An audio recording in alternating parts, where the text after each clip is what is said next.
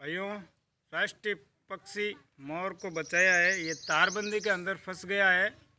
इसको हम बचा के लाए हैं जानवरों से। घायल अवस्था में मिला है, तारबंदी के अंदर फंस गया खेत में, लितरिया गांव में। पैर फ्रैक्चर हो गया इसका एक पैर फ्रैक्चर हो गया और यहाँ चेहरे पे अच्छी सूजन आ गई है थोड़ी इसको अच्छी खासी। अभी हम वन विभाग की टीम से संपर्क कर रहे हैं।